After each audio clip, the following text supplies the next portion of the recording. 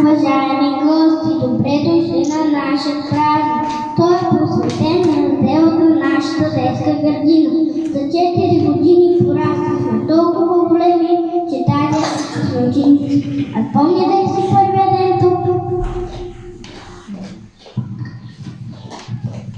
Нека да пролетим през годините, когато бяхме ние ревливи и малко страхливи мочкани.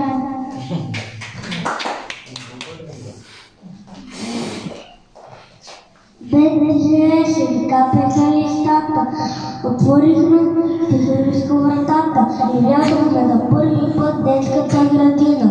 Добрувах се да си призная, тях даже да заплача и даже в детската си стая, в стария палато. И сякаш куклика раздара към този ден последни и твоята песниска подкара на моя дядо Вълшебник.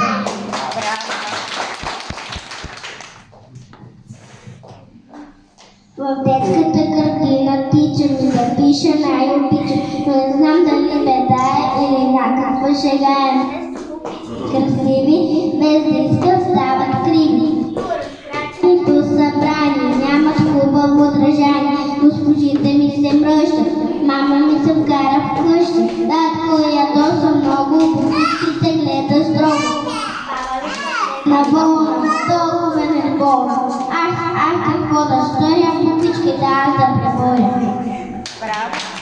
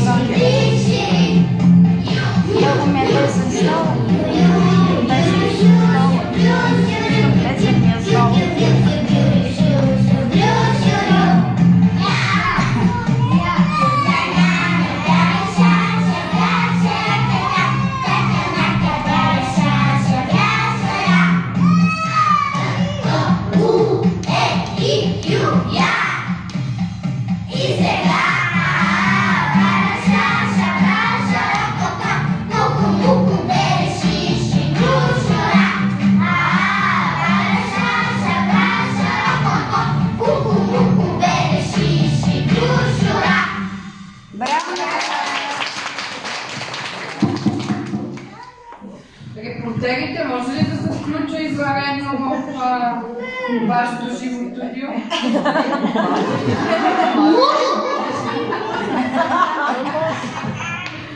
Благодаря. Искам да ви пожелая много здраве, късмет и успех в първи клас. Сега ваканцията да лудувате, да четете по-малко, да смятате и на есен с хубавите чанти, с голямото училище. Няма да се разделите с детската градина, защото вие ще си минавате периодично да видите вашите прекрасни учители, за които много са загрижили за вас да бъдете такива, каквито сте. Пожелавам на тях много здраве и да изкарат много добри деца от тук натам в годините напред. И нека не забравяме вашата директорка. Тя хем усмихната, хем строга и за това имате такива постижения, учители, деца. И не на последно място искам да се обърна към родителите, бабите, защото те са начална позиция, бабите, да помагат на децата, защото учебният процес е тристранен. Училище, родители, дете. И да имат все такива постижения. Извинявам се, че не могат да останат до края на вашето тържество, но аз знам, че ще се представите много добре, защото има нетърпеливи деца, които чакат за книжките и аз трябва да ви занеса. Разрешавате ли да се отидем? Благодаря ви. Много усмивки и много шестици през новата учебна година.